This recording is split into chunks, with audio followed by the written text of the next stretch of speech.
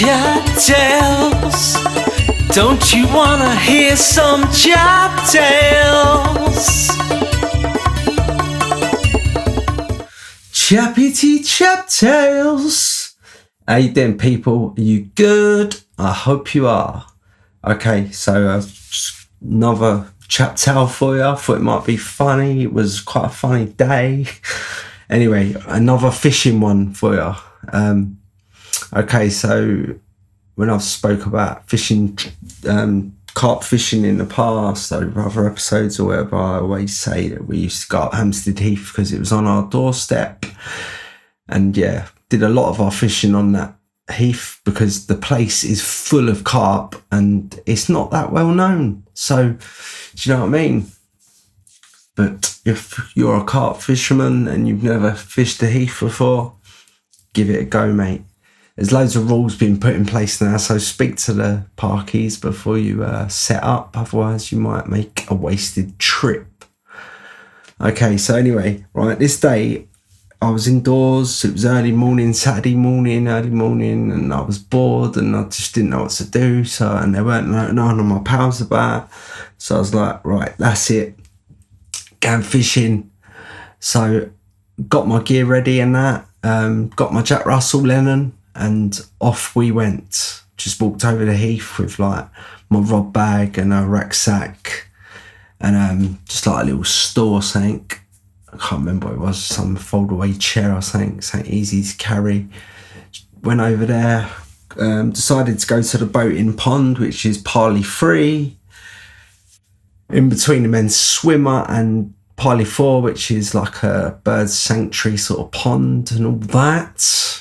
Anyway, got there. There was about 3 other fishermen on the lake. I knew all of them. One of them was called Paul Rennie. I think it was another one called Tiny, another one called Ed the Duck and all that. So they're all plotted out ran different swims, basically on 3 banks. Like, so there was one bank left that I didn't usually fish that often, but I thought I can't go and like muscle in on any of them 3. So I thought I'll go on this bank. So I went on the bank that's it's not next to Millfield Lane, it's the one across the lake from Millfield Lane. If that means anything to anyone, doesn't matter.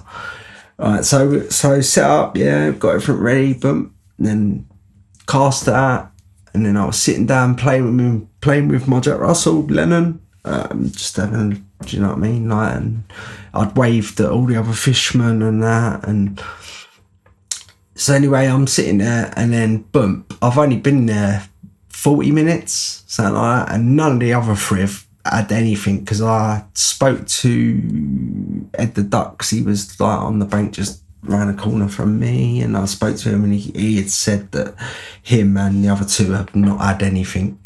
So I was like, okay, well, let's have a go. So yeah, so I'm sitting there and boom, my rod screams off and I'm like, oh my God, I can't believe it. And they're all looking at me like anger, just steam coming out their ears.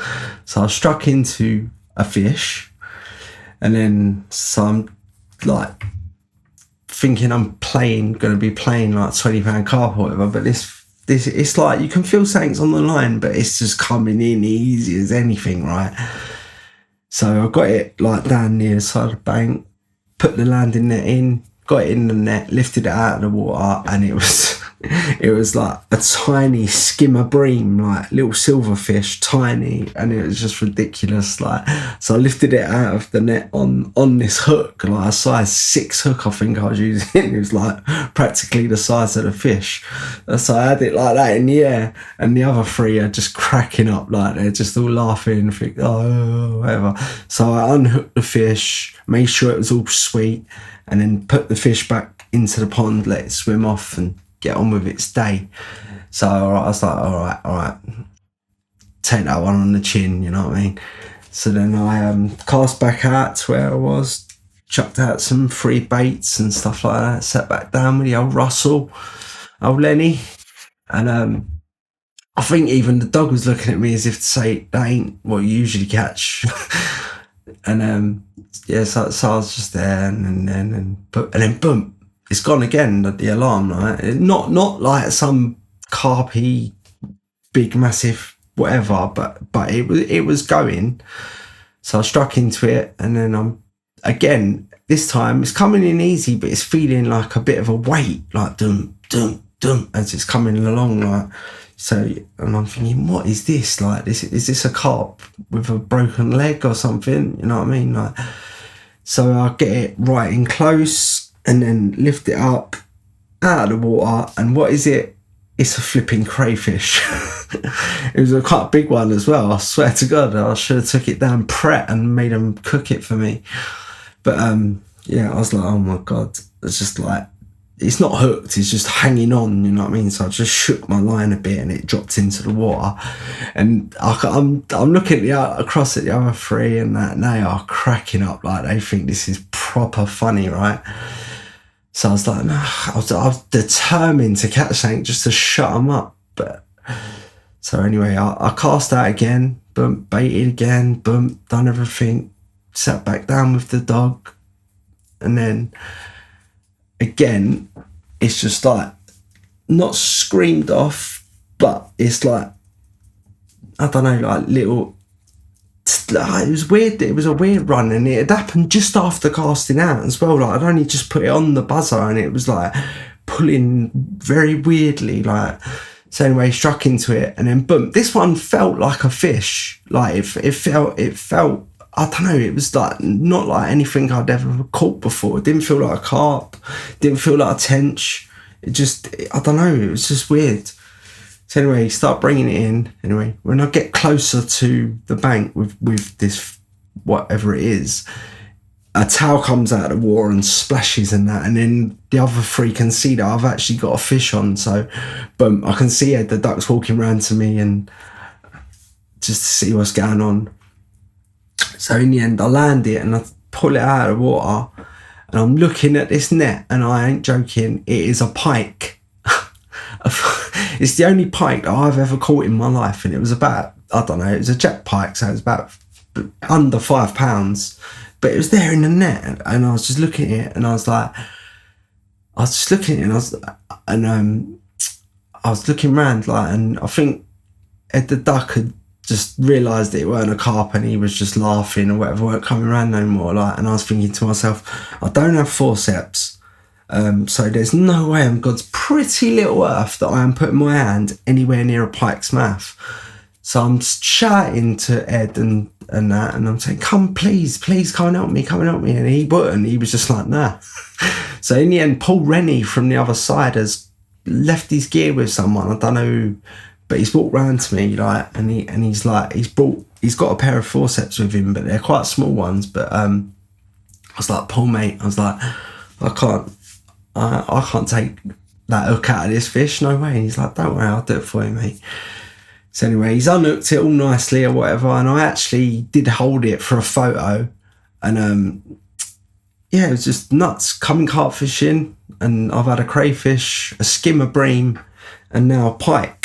Anyway, after the photos and that, we put it back in the water, let it go, swim off nicely, whatever. They all went back round to wherever they was plotted on the lake, and then I was sitting there and I was thinking, God, man, I am having a bit of a weird day today, and I just, do you know what I mean?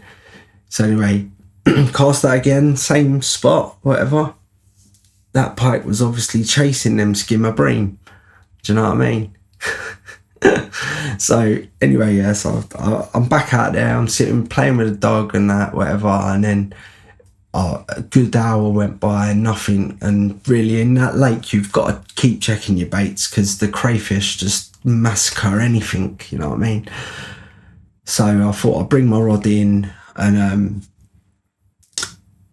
fucking change the bait or whatever. Yeah, so anyway, so I'm reeling in, boom, and then all of a sudden it's obviously hooked onto something, because the rod bent right round like that, yeah, and like it was hooked to the bottom, what I thought, like some sort of log or something, like. But I could see the other three looking at me, and I thought, I'm gonna wind you right up here.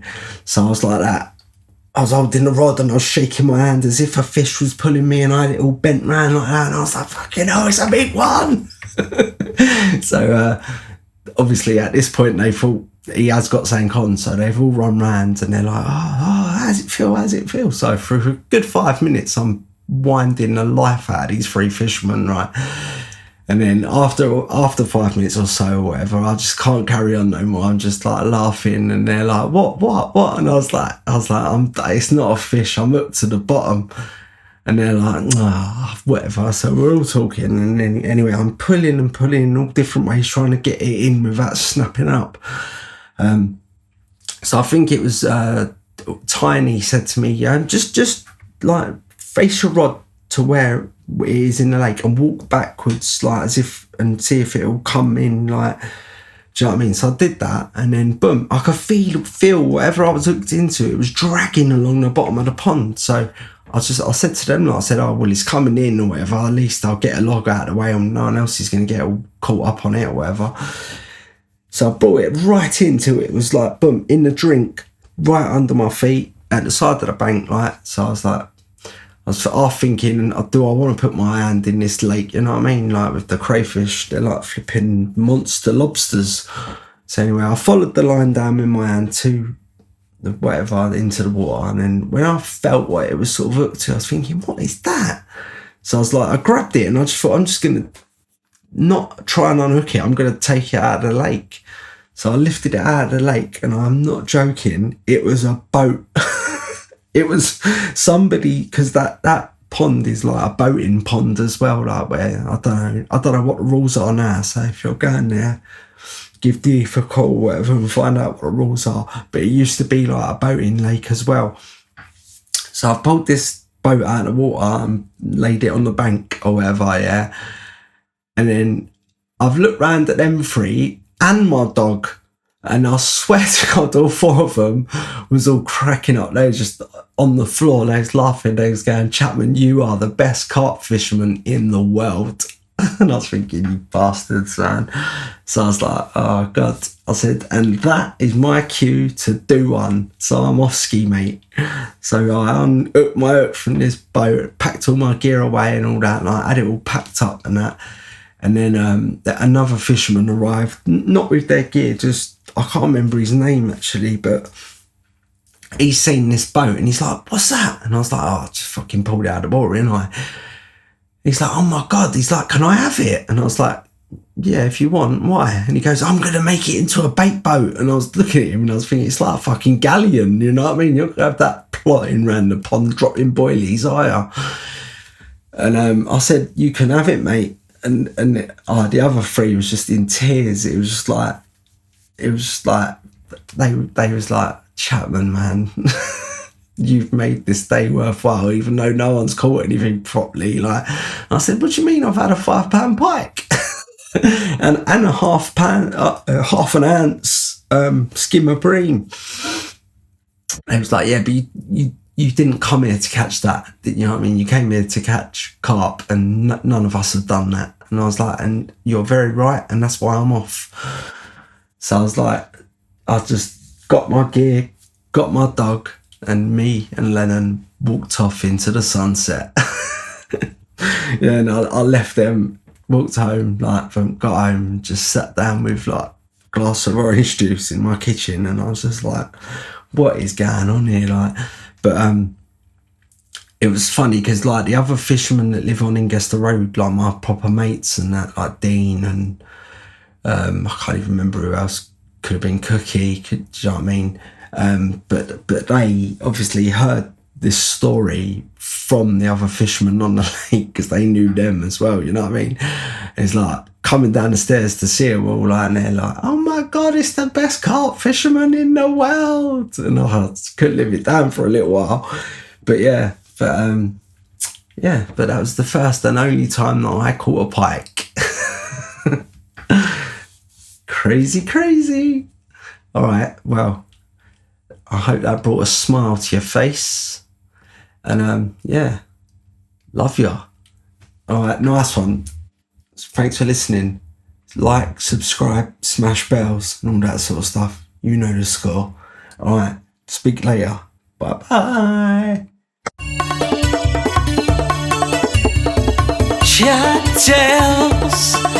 Don't you wanna hear some Chap Tales?